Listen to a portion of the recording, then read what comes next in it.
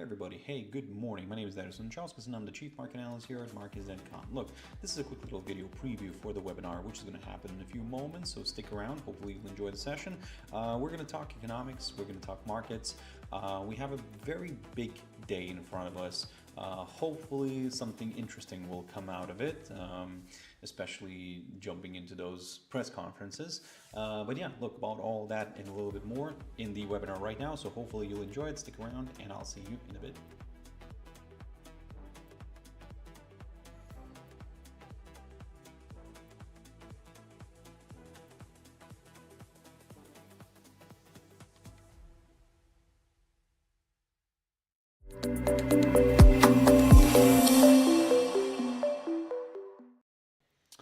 All right, ladies and gentlemen, hello and good morning. My name is Darius Anucauskas and I'm the Chief Market Analyst here at Markets.com. And today is Wednesday, the 10th of December 2025. So the day has arrived.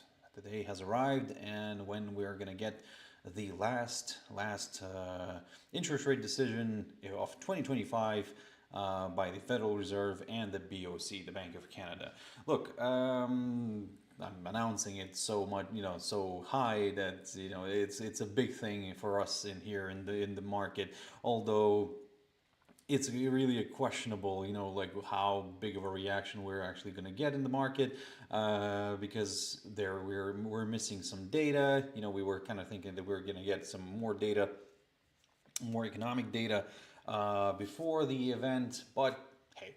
Look, before we go any further, before we start looking at the charts and to see how the markets could kind of play out there, let's quickly have a read through our risk disclaimer. So yes, the content we produce does not constitute investment advice or investment recommendation and should not be considered as such. This material should not be taken as an invitation to acquire any financial instrument or product. I'll give you a few seconds to read the rest.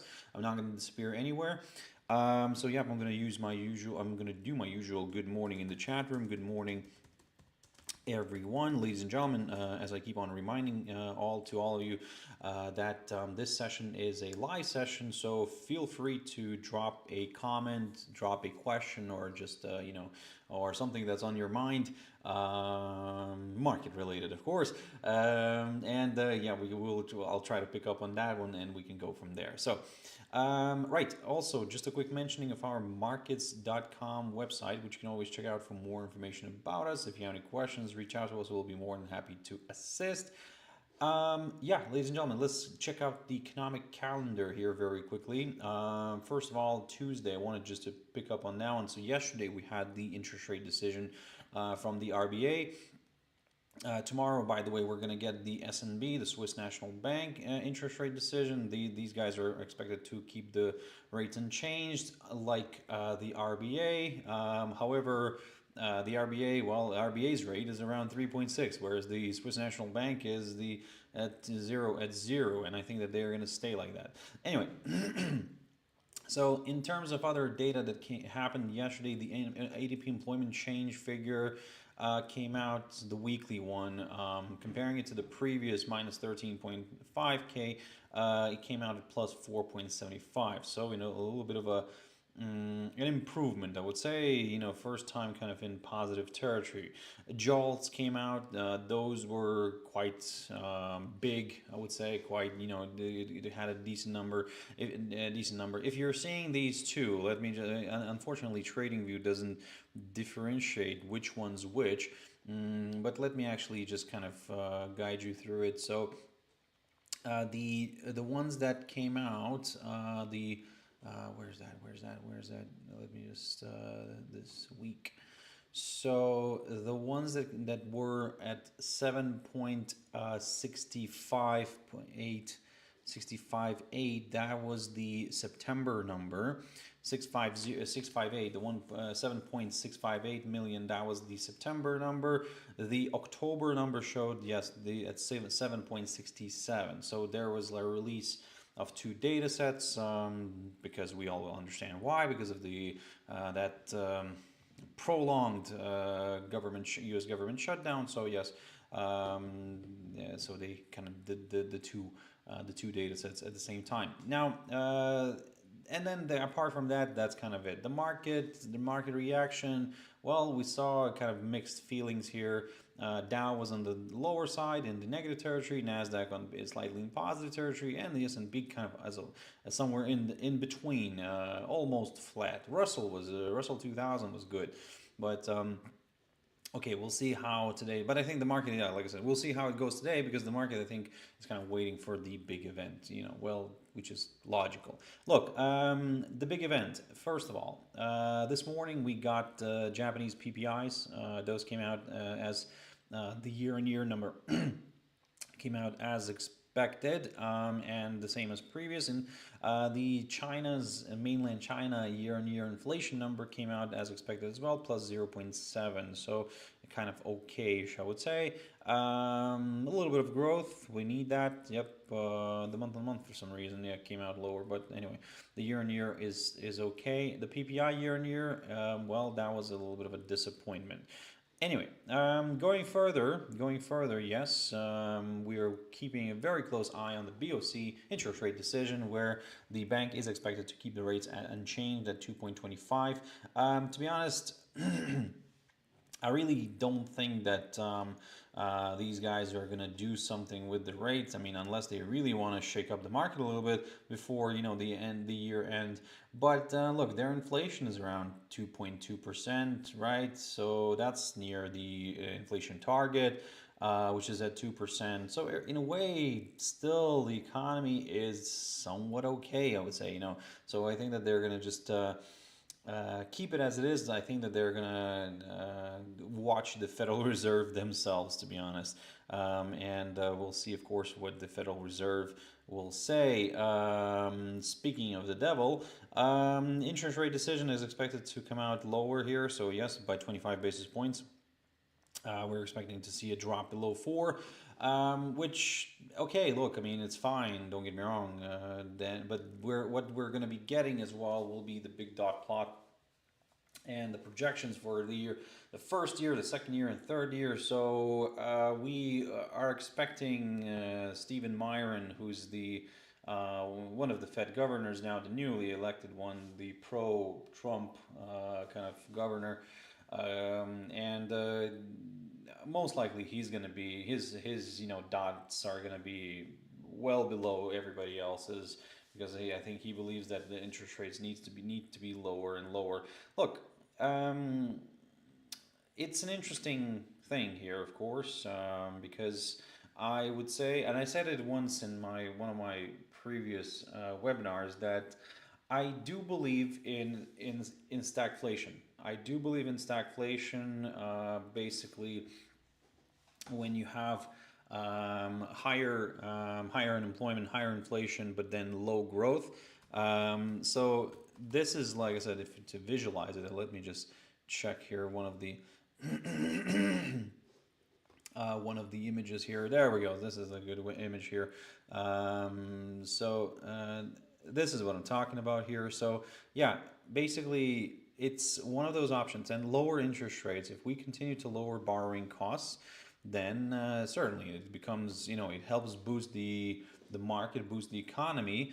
But the problem with the lower interest rates is that, look, fair enough, you're going to help out businesses, yeah, but are these businesses going to employ more people? Because we are seeing a huge tendency right now to like a huge shift towards AI, where we're substituting people. And that's my problem. That's like we're leaning towards that area.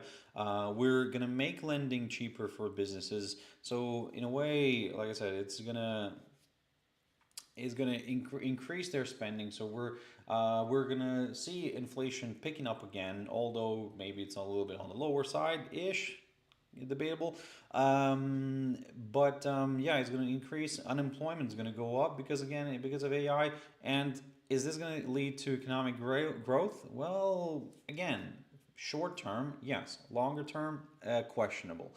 So anyway, we'll see, of course. But what we're really going to be watching will be the Fed press conference. So Jerome Powell's kind of last 2025 speech as a governor, because he's going to be then we're going to be jumping into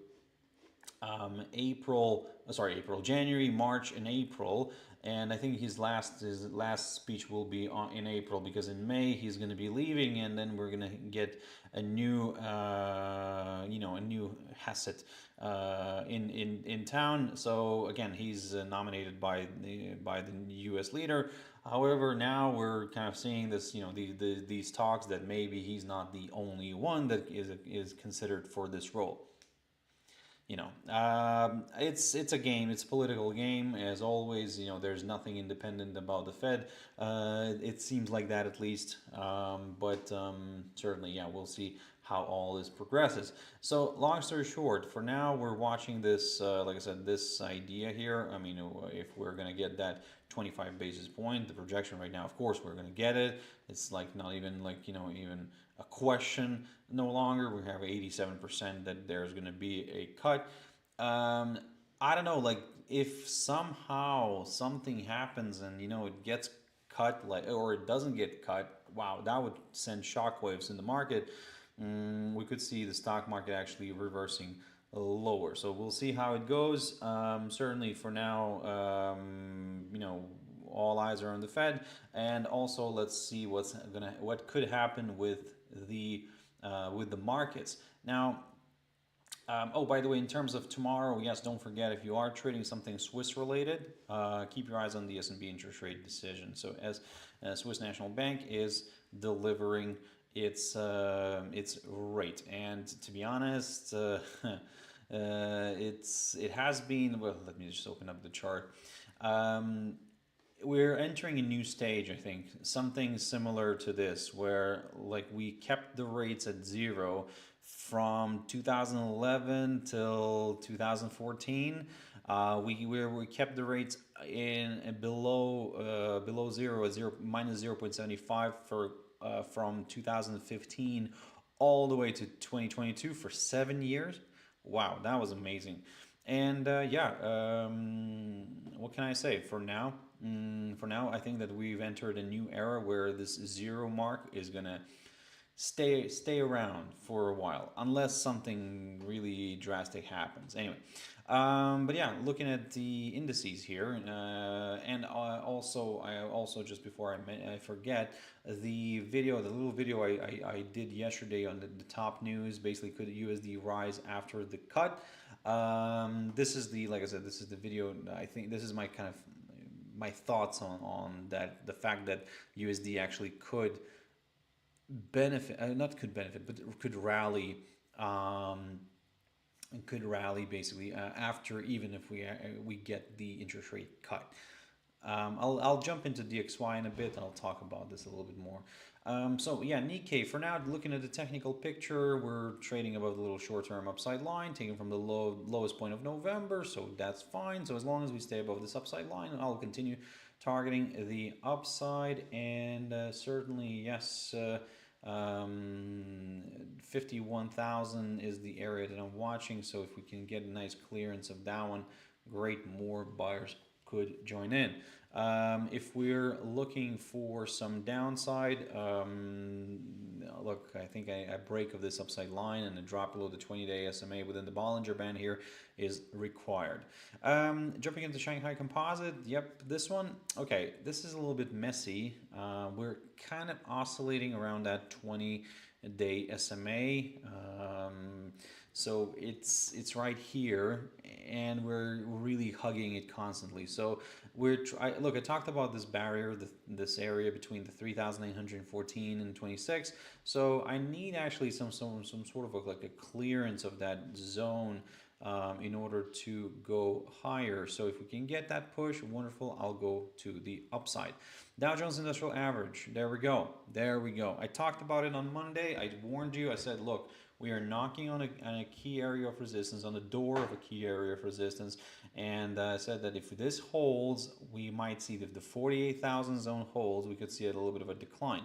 Now, my decline is not really something really big here that I'm watching. I'm actually considering just a little short-term correction back down. But in cases like these, if you've attended one of my webinars, if you've attended one of my webinars, Zoom webinars, which I do every month, last one I talked about the Fibonacci's, and this is exactly the point where I will apply my Fibonacci to see where we are and where could the next potential area of support be. Look at this. Look at this perfect picture. We already did the 23.6 tick. Now we can in a way rebound from here, but if we do drop and stay below the 23.6% here, then my next target is the 38.2. The 38.2 here, and that coincides with the 20-day SMA within my Bollinger Bands here on the daily chart. And in a way, like I said, it's a good area of support. That's around a 47,215 zone. Good potential target. Let's see if we can reach that one. But again, first, let's be cautious because we might actually also get a rebound from the 23.6. So, but if you're not really comfortable with any of that, what I'm saying, then that's absolutely fine, because what you can do is you can if you're looking for some upside, basically, you can just wait for a clearance of that 48,000. This would be kind of somewhat of a safer option, ish, of course. Everything is with a little asterisk underneath. That's safer or like better or like it's everything has a little explanation. So if we start falling or we continue to fall, we fall below the 38.2, then yep, I'm gonna lean further south. The S&P 500, let's dig into this one. This one's still holding on, so this is somewhat okay, I would say. If we do get a nice retracement, further retracement, I'm keeping an eye on this downside line, this broken downside line, which now basically could act as just a little area of support wherever it's going to be. This could, like I said, this little retracement here could be possible. However, don't get me wrong, we might not do the retracement, we might not do the test of this broken downside line, because we kind of already did it. So maybe it will be enough, and maybe it will just kind of rebound from somewhere here, because look, this is a good area of support around this 6,827. This basically is the low of Thursday. So far this week, we're holding above that, and if we do fall below it, then yeah, I'll consider a larger correction back down. But if we stay above this hurdle, then another push higher could be possible. So now then, Nasdaq. By the way, I need to warm up my throat with tea, because occasionally, because it kind of gets it dries out very quickly, and doing the talking.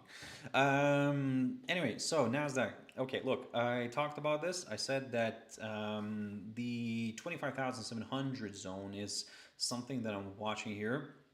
Yes, we violated it a few times, but we're struggling to stay above it. Now, certainly, this is a good signal for the bears, or should I say, could be a good signal for the bears. But if we do push and stay above that 25,700 zone, I think there's more room for some upside. I think we could end up traveling towards that 26,182, aka all-time high, or maybe even creating a new one. But let's see. For now, like I said, I'm carefully watching this barrier. I love this one, despite the little violations that we already had here. But for now, I am leaning still somewhat to the upside. The German index DAX, we're keeping an eye on this downside line here, taken from the highest point of October. So I would say this way, that for now we are careful, very careful, and like I said, we're watching the Fed. I think DAX traders are really watching the Fed for sure, because if US indices will rally, I think it will drag others with it, and we could see like DAX in DAX, or the FTSE, or others just dragging along nicely to the upside. For now, unfortunately, you have to wait for the decision, and we'll see how that plays out. And look, technically speaking, from the technical scenario, from the technical side, as long as that downside line remains intact, there is a chance of a drift back down. However, my downside scenario, I talked about this before, that I'm kind of leaning a little bit towards that 23,000 1884 zone-ish, because if we get a nice drop below that, I'm going to consider a move lower. The FTSE 100 very quickly. So look, this one's stuck and continues to oscillate around the 20-day SMA, so not really picture perfect, I would say. And that's why I have these two barriers here. The upside scenario, I will consider that only on a break above the 9,745. The downside, 9,594, a break off that could in a way spark some interest among more bears, because at the same time we would be falling below the 50-day EMA. I don't want to draw this. In a way you can if you wish, but look, this 9,629, okay, look, it's an option. If you're a little bit more comfortable with that, if you're, let's say, trading something very, very short term, then yeah, could be the case for you. And right, the final index here, DXY. So what I meant about DXY when I was talking about it yesterday and referring to could US dollar still move higher despite the Fed cut. So basically, the question is, how are they going to go with in the press during the press conference? If they're going to start saying, "Oh, guys, you know what? We're not going to do I think it's enough, and we need to kind of pause our rate cuts for a little bit just to see what kind of data we're getting." Because again, coming back to the data problem, today is the Federal Reserve interest rate decision. Normally we would get all the inflation numbers, but no. This is going to happen next week, and let me just go to this schedule here. Consumer Price Index 18th only. So this is when we're gonna get the when the BOE is coming out. Yep.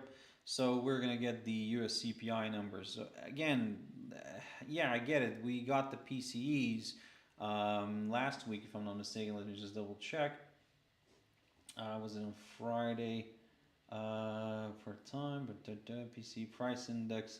Yep, on Friday last week we got the PCE year-on-year 2.8 against the 2.7, higher basically.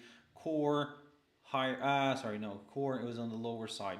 Yes, the services did drop. So oil kind of was a little bit of a factor to the upside. Now, normal headline inflation from the Bureau of Labor and Statistics, unfortunately, that's coming out on the 18th.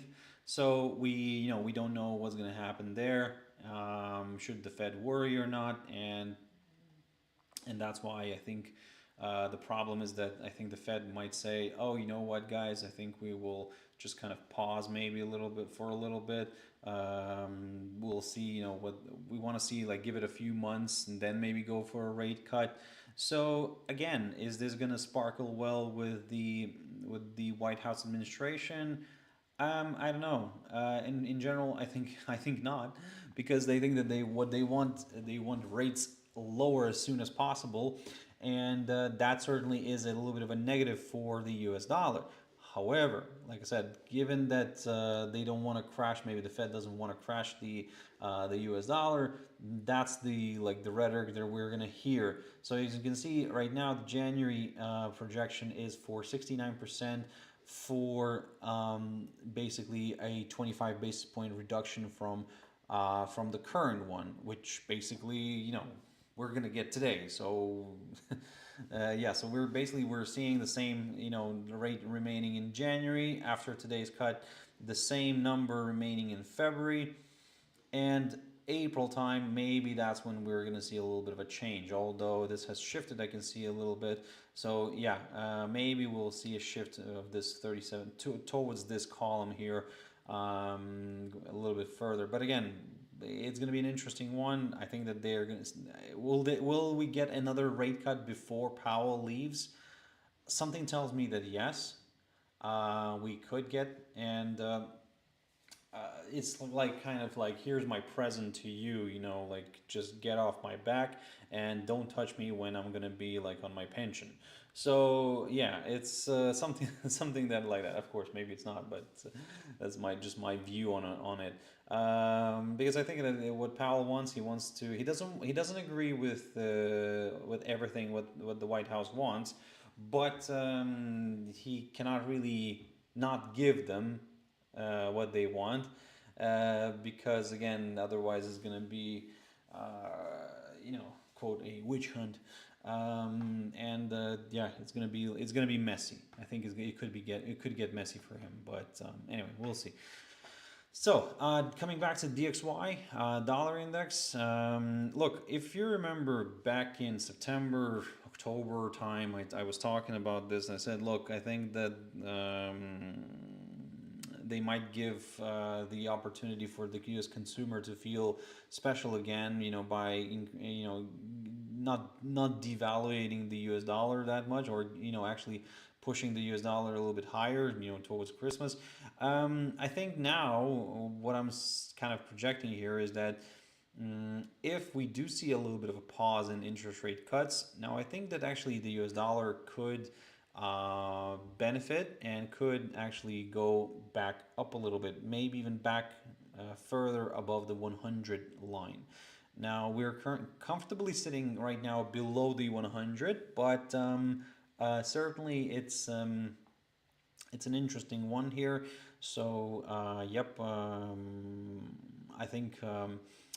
I think there is some potential for the upside, unless, like I said, unless they start saying that actually, you know what, we're okay with going with further rate cuts. So we'll see how that plays out, of course.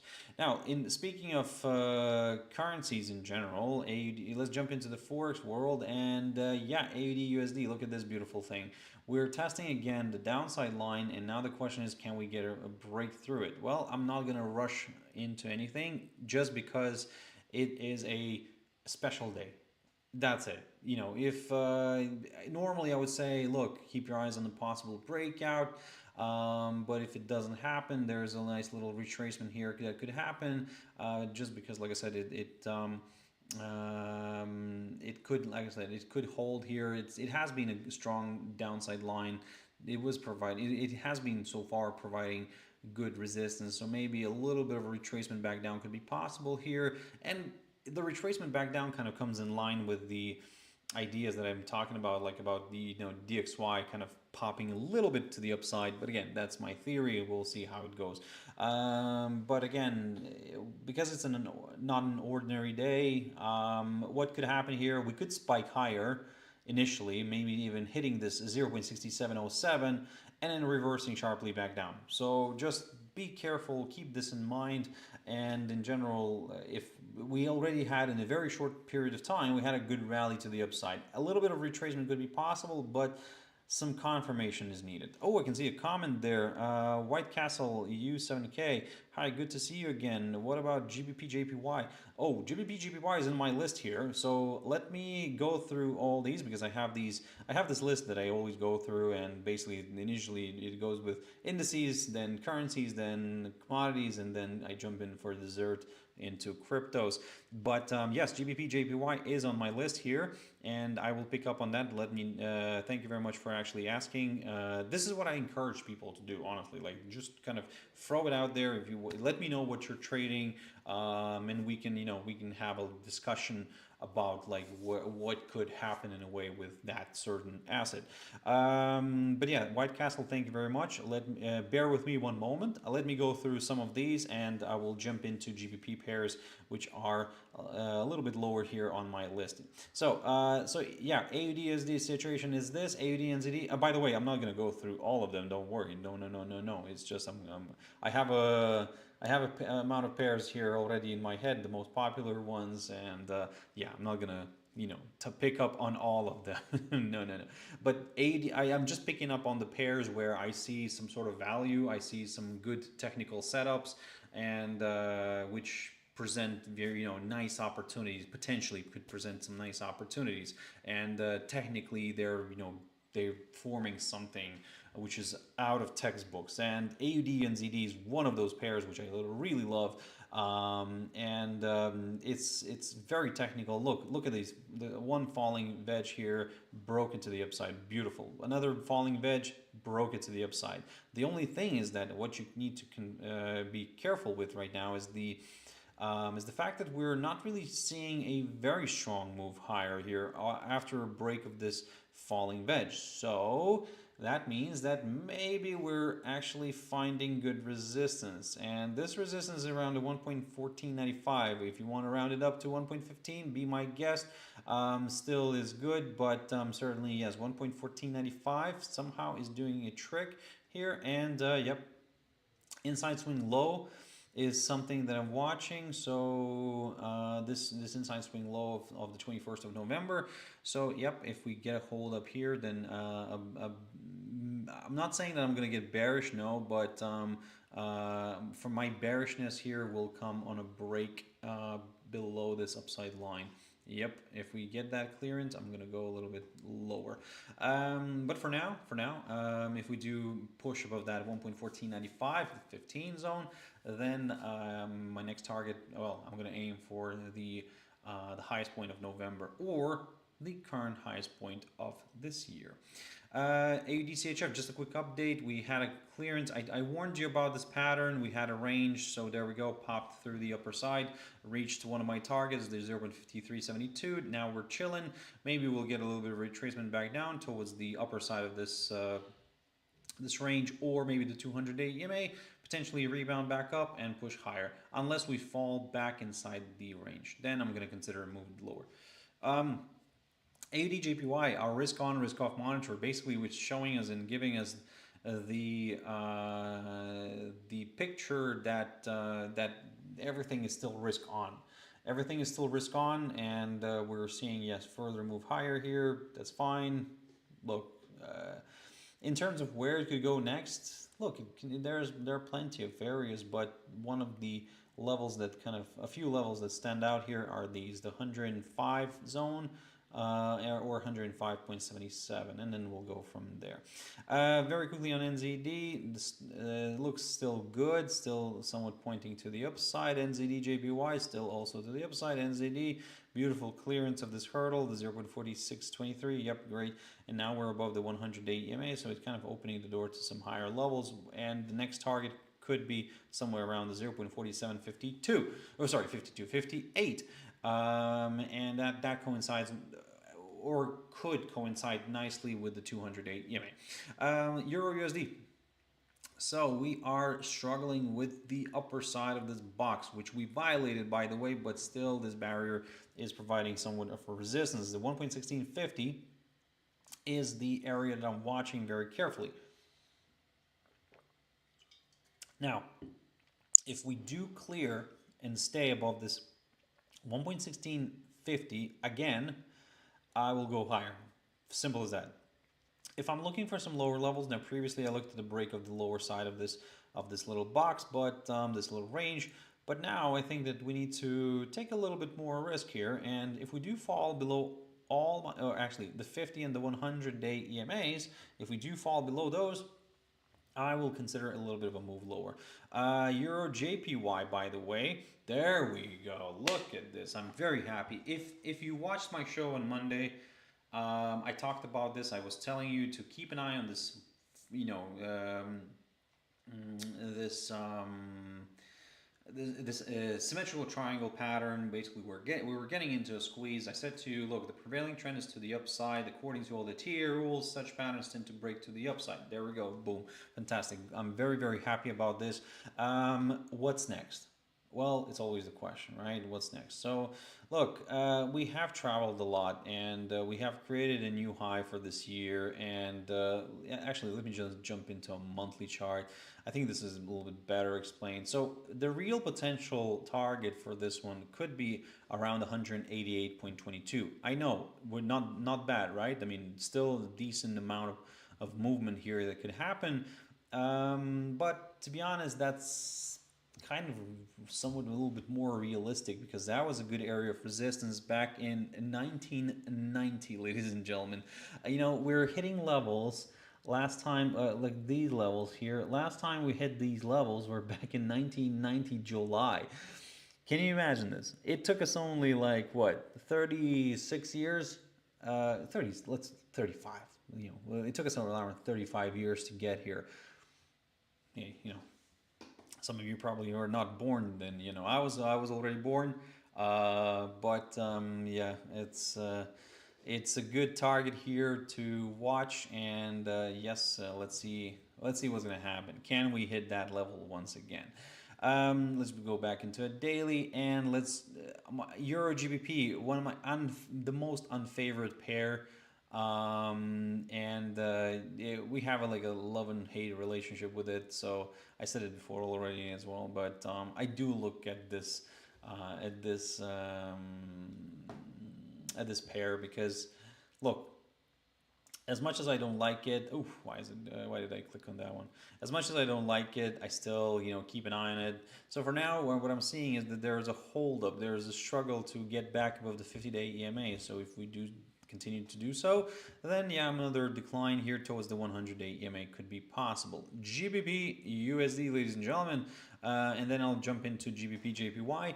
So GBPUSD, look, in general, my mission has been accomplished because I was targeting the 1.3370, and I was targeting that one from here. I said that if we do push and stay above the 1.32 zone, yep, I'm going to aim for the 1.3370. Tick, tick. Now the question is, can we clear this 1.3370? If we can, I'll go higher. If we cannot, well, if we do start falling back below all the EMAs here on my daily chart, especially the 200-day EMA, I think that this is from where I will consider a move lower. So that 200-day EMA right now at this point is roughly around the 1.3250 here-ish.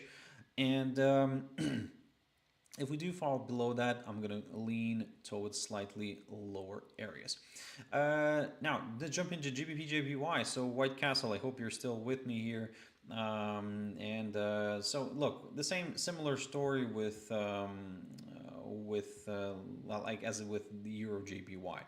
We continue to push higher, and I think that there is still room for some more upside. For this, look, I think it's a very straightforward thing here. Oh, no. Let's get this back on the road here. Not indicators, let's do drawings. So we are at a very interesting spot right now. So I think I would name it even actually critical. If on EUROJPY we clearly pierce through this barrier, this highest point of 2024, on EUROJPY we pierced through it. On GBPJPY, as you can see, we're going through it, but we're currently struggling a little bit. I would say the reason why I'm saying struggling is that, look, maybe because it's the beginning of the month, we'll see. But for now, if this somehow struggles to stay above the 208.11 zone, which is basically the highest point of 2024, maybe we'll get ourselves something like a double top here. But then again, with a double top, it's not as picture perfect as I would wish it to be.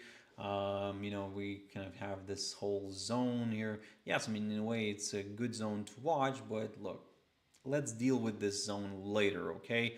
Let's go. It's sometimes a little bit difficult to try to predict way too much, but again, like I said, if this barrier continues to provide resistance, and I'm talking about the highest point of 2024, then a bit of a retracement back down could be possible. But this retracement, I'm not even talking about December. I'm talking about January already, maybe even February, because this is a monthly chart. Don't forget, this is a monthly chart, and it is. I do like to look at kind of these bigger time frames just to understand where the next trajectory could happen, in which direction. But certainly, if we do push and stay above this 208.11 zone, the highest point of 2024, if we do continue to remain and trade above that hurdle, yep, my next target here is this one. This is what I'm going to aim for, the area near the 215.88. Look, there is an option to aim first for this little hurdle here as well, the 213.88. Wow, nice, beautiful coincidence here. But yeah, this is what you can aim for initially. If we do stay above the 208.11, I think we're breaking this one beautifully right now. So let's see if we can reach this area. These levels last time we're seeing back in 2008. Um, you know, before the financial crisis, we were also rallying here like crazy on GBPJPY, and then boom, the financial crisis happens. Everybody jumps into safe havens. Yen is one of those. Congratulations, everybody's happy who bought yen. Should you buy yen right now? No, I don't think so. Until we not especially for sure not this week. Again, this is only from my side. That's what I would do. But guys, you do whatever you feel comfortable with. Yeah, I'm not really supporting the yen this week at least because next week we're gonna have the BOJ, right? And where's that? It's going to be on Friday. The BOJ is going to be releasing their interest rate. Where is that? There we go. And inflation numbers as well before the interest rate decision. So that's going to be very interesting. Now that's how it should be. That's how it should be. You get all the data that you need, and then you kind of come out with the interest rate decision. But yeah, some places work differently. So yeah, what can I say? So like I said, that's why I'm not really in favor of the Japanese yen for now. I think there could still be some more weakness because I think that although the market is considering a possible rate hike, which would be beneficial for the Japanese yen, I think that there is a little element of the doubt, and I think that there is, yes, that's why we're seeing the yen on the weaker side. Not to mention the fact that it is also the whole safe haven story is playing out because at the moment the stock market is not falling, so there is not much need. Yes, it's correcting lower, but not as much correction as the bears would like to see. Anyway, so long story short, GBPJPY, that's my game plan right now. Very carefully monitoring the highest point of 2024, and then I'll play the game accordingly. So, White Castle, I hope you found it useful. I hope, I don't know, let me know what you think in general, because again, what I think, yeah, it's one thing, but then again, what do you think? What do you have a long position or you're holding short? Right, now then, USDJPY. Similar story with the yen. Look, we continue to push higher. I think that there is still potential for some upside on this one, and I don't want to rush into any conclusion, but for now, I'm leaning a little bit more towards the upside. But again, due to the slightly different day from the usual, I think that this is where we need to stay focused and calm. USDCAD, by the way, I talked about this. Look, we had a beautiful decline last week that was driven by better than expected unemployment rate. And also the fact that we had a little bit of positivity in oil, but now, yeah, it's kind of weakening. So long story short, what I talked about, I said that look, we broke through the key area of support at 1.3891. So if we do kind of retrace back up, but we stay below this hurdle, then another decline here could be possible. USDCHF. Now, this one's an interesting one, and I talked about this before. And look, we have ourselves a downside line taken from the highest point of November, and it shows that we're forming these lower highs. However, at the same time, we're actually from September this year, from mid-September, we're forming higher lows. So, are we getting into a bit of a squeeze? Yes, we are. And the question is where this is going to pop or break out to. So, we'll see. But certainly, monitoring this downside line. If we somehow climb back above it, I'll go higher. Okay, ladies and gentlemen. The commodity world, gold. Look at this. Now, you know what? Actually, let me start with silver, because silver is the new gold. It's like orange is the new black, right? But silver is the new gold in a way, and everybody's crazy about silver. I I'm crazy about silver as well. I like this metal, honestly. I do, from kind of the personal side. I like silver jewelry, but yeah, what can I say? For now, it's pushing higher, and we broke above the 58.84 zone. I talked about this hurdle. I said that if we do clear this, I'm going to go higher. I will aim for that psychological 60 level. We hit 61 and a half. There is still potential for some more upside. Look, all is good, all is fun here. How much more further, or how much further, we can go. So I would try to draw here a Fibonacci extension. The only problem is that all these levels are a little bit tentative, so maybe, just maybe, this 63.5 zone could be a nice good option. Let's see. That's the 100% on the Fibonacci extension, drawn from the low of the lowest point of August of this year to the highest point of October of this year to the lowest point of is this the lowest point of October? Yeah, I think so. Let me just double check here. October 28th. September. Yes. So yeah, this is the lowest point of October. And this way, yeah, we can see that we have room for the 100% here. Now, if we do draw this this way, then you'll see that we have reached a key area of resistance, and this is drawn from the lowest point of April, basically the lowest point of this year, which to me it is also somewhat valid. And I think that this is, both of these Fibonacci's are kind of okay. Both of them are subjective, but both of these Fibonacci extensions are, I wouldn't, okay, maybe the word credible is way too big to use here, but important, that's the word, probably. Important. I will keep this one for now. If we do pierce through that 61.5 zone, 56 zone, which we tested this morning already, look at this perfect hit. The question to me is, yeah, can we go further north? And if we go further north, then I'll redraw this Fibonacci extension, and I'll make it from the low of these the 31st of July. And then, yeah, we'll target the 100% here, and yep, I think that could be an interesting option here. But again, let me just go back here and draw this way. Yep, watching this one carefully, the 61.5 zone. If it provides good resistance, then yes, I'm considering a move.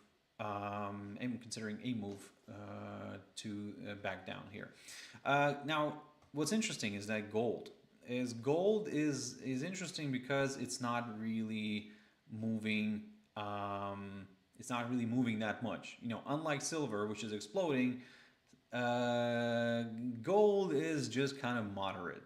Look, maybe it will have its time to shine, and you can see that we're struggling to go lower, but at the same time we're struggling with this barrier, that 4,245.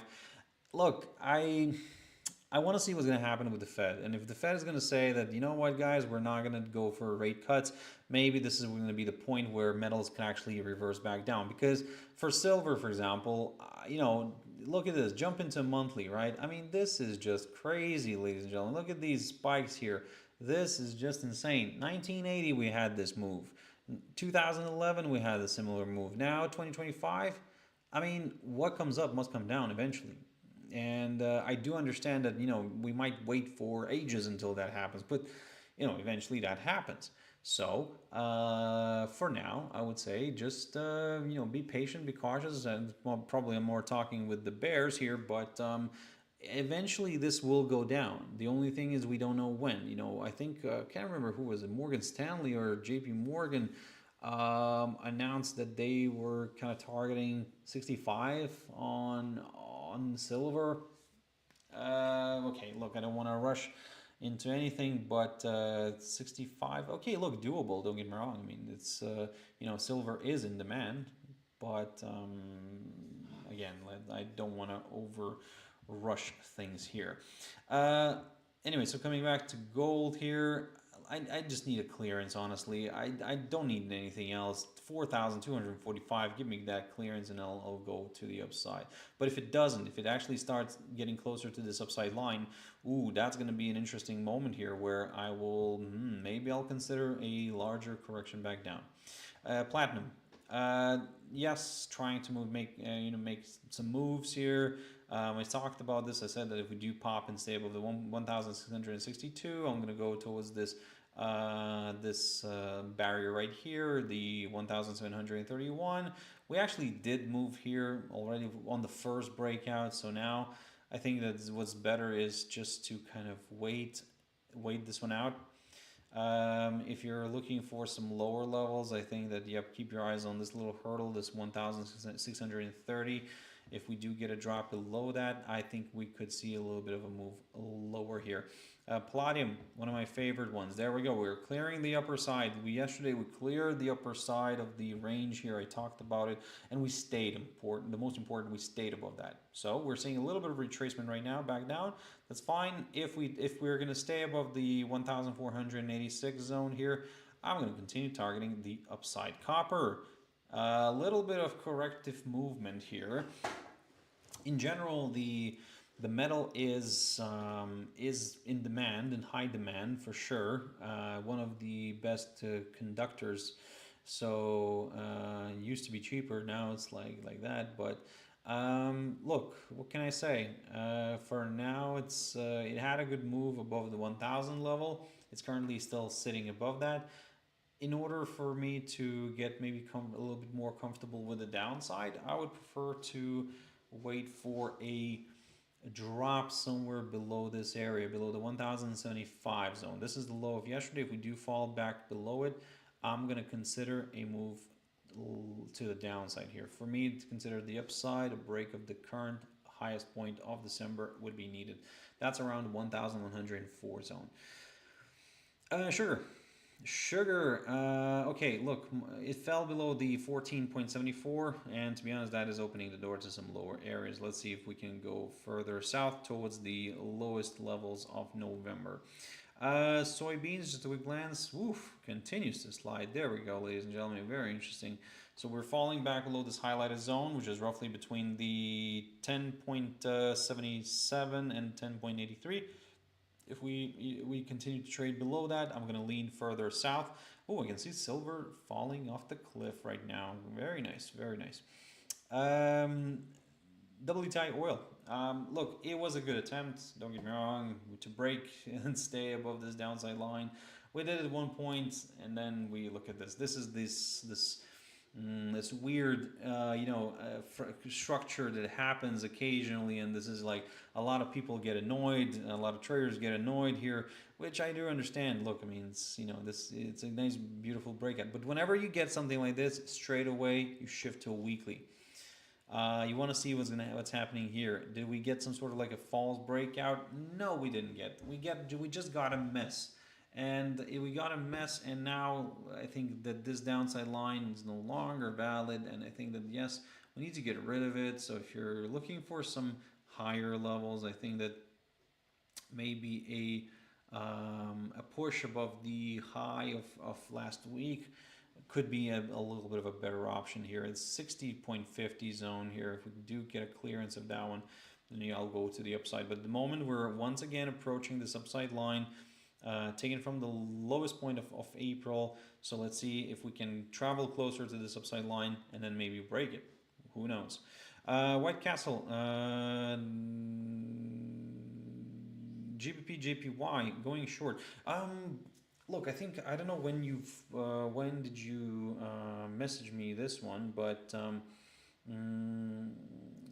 it's a little bit of lag or something. I don't know. The comments are lagging a little bit, so I don't know if when you've messaged me this one, was it a little bit earlier right now because I'm about to finish the session. GP going short. Okay, White Castle on GBPJPY, because like I said, because your message just came through right now. I don't know if you messaged it right now, but going short. Look, I explained my situation here. We're still above this area. We're now above this area. That's the highest point of 2024, right? Right here. Um, we broke a key area of resistance. If we somehow drop back below this hurdle and start, staying below this hurdle, then yeah, sure. I think it could be quite tempting, to see a short maybe here. But then again, there's still some risks, There's still a lot of ifs. But look, you do whatever you're comfortable with. The only thing is, do please promise me that you're going to have some stop losses in place. Very quickly on Brent oil, just coming back to the same. Look at this. Now, actually, I always recommend everybody to look at more instruments, that are connected to each other, like WTI oil, Brent oil. And look at this. We traveled on Brent oil higher. We didn't really break anything major here, like we had this downside line on WTI oil, but we tested the upper side of the falling channel, and we're still within the falling channel, and that is just beautiful here. It's pushing nicely to the downside right now. And the question is, the fact that we're dropping below that 62.14. Question: are we going to go further south? Well, to be honest, for me, looks a little bit more bearish, and I think that it is an opportunity here for going a little bit further south. And natural gas, very quickly. Natural gas. Okay. What can I say? What can I say? What can I say? Beautiful decline. Look, I mean, I think that there's more decline here is to come. We're breaking this steep upside line. I think everything is pointing a little bit more lower. So, hey, the next target for me is this upside line right here, drawn from the low of the 4th of November. I'm gonna, it's a tentative line, don't get me wrong. It might not even carry much significance, but I'm just gonna have it there. We're breaking below my 4.68, 69 zone right here, below the 20-day SMA within the Bollinger Band, so great, more bears could join in. And finally, for dessert, ladies and gentlemen, Bitcoin. Yesterday, beautiful pop here we saw, but still we're flirting with this area right here. This area is around that 93,000 zone. We pierced through it yesterday briefly, but then we drifted back below it. The moment I'm watching this carefully, because again, we cleared the downside line, the steeper downside line taken from the high of the 28th of October. So if we do continue to kind of push higher, maybe we'll get that move. Maybe we will get that break of that 93,000 zone again. If we do so, then I will consider some higher levels, but only up until this downside line taken from the high of the 6th of October. I think it's a good line to watch. If it provides good resistance, then another decline here could be possible. But for now, there's a little bit of more hope for the bulls rather than the bears. Bitcoin Cash sounded like a redneck. Bitcoin Cash, look at this. I mean,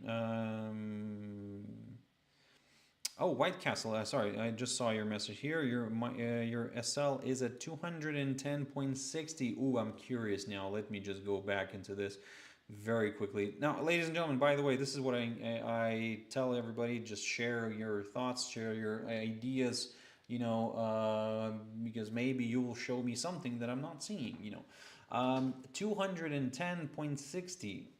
I don't know why here specifically. Maybe it's just because of the amount of money that you might lose here. That's why. But okay. Look, 210.60. I mean, to me, like I said, there is my stop loss is, if I'm here and I'm trying to short this and at this point right now, I'm 216. That's probably my stop loss here, for this one. But yeah, it's at this point it's very tricky. Maybe let me just double check the Fibonacci extension here. We'll do the trick. Nope. So in that case, from here, here, and here. 210. These are the levels that could be reached. I think the next target could be around 209.27. Good potential target here, but again, this is subjective. I wouldn't really apply the Fibonacci on this Fibonacci extension on this yet. So look, for now, I would say it this way: be careful with this. With your short, just promise me that you're managing the risk accordingly. XRP Ripple, there we go. Yesterday, beautiful run here to the upside. Tested this steeper downside line taken from the high of the 5th of October. And yep, we're dropping we're dropping back down. We're dropping back below the we dropped back below the 20-day SMA here. And we're still holding above this hurdle, so maybe that not everything is lost here for the bulls, but we had a great run to the upside yesterday. Ethereum also, yep, beautiful move, broke the downside line, broke the 3,244 zone right here. Look, I have to say it this way. I think I'll have to just stick to my words and basically stick to my guns and say that what I said before, that if we do pop and stay above this area, I will go to the upside. For now, yes, exactly what I'm gonna do. I'm gonna aim for the upside. We're comfortably pushing back above this barrier, so why not? Litecoin, this one's struggling with the 87.83 zone, so still the barrier for me to the upside. So let's see what's going to happen here. For the downside, a drop below the 76.40 zone is what's needed. Dogecoin, yep, is looking somewhat positive. So we popped back above the 0.1430 right here. So great. If we continue to trade above it, I'm going to lean towards seeing a larger correction to the upside, because again, we're still below this downside line, which is taken from the 13th of the high of the 13th of September. And Polkadot, look, again, also good result here yesterday, rallied nicely towards that 2.35 zone, found resistance there and retracing back down. Maybe it's a little bit of a correction back down before another possible leg of buying. Let's see. We still have plenty of room for a nice larger correction back up here, so let's see if this is gonna happen. And finally, Tron, look, it's drifting lower after a good run to the upside here, but I need to push back above this hurdle here, the 0.2883. If we do remain above that, I'll go higher. So long story short, for now, although it's leaning a little bit more towards the downside, actually I would need to see some clearances. And one of the clearances would be this 0.2770 zone-ish around here. If we do drop below it, I'm going to go to the downside. Ladies and gentlemen, I will have to wrap it up here, and I would like to thank everybody. Thank you very much for watching and listening. Like I said, I went a little bit over my time, but there was a lot to talk about. Thank you very much for everybody for your time. Thank you very much for watching. I hope you found this session useful. Look, I do try every Monday, Wednesday, and Friday. In between, I try to deliver the top news, which you can check out on our channel. Don't forget to like and subscribe. The usual things that we ask you to. Please, please, I'm begging you. But seriously, in all honesty, your support. The way you can show support is this way, and it does help. It really does help. I cannot really stress how much it helps. All your likes and all your follows and and everything like that. So thank you for that. Hope to see you on Friday in my next Markets Talk webinar, which I do every week live, every Monday, Wednesday, and Friday. Yeah, we're gonna sum up the week. We'll see how all these interest rate decisions came through, what kind of market reactions we got, and hopefully you'll enjoy the session again. Ladies and gentlemen, thank you very much. As always, stay safe, have your stop losses in place, risk only what you can afford to lose, don't overtrade, and everything will be fine. I'll see you on Friday. Bye-bye.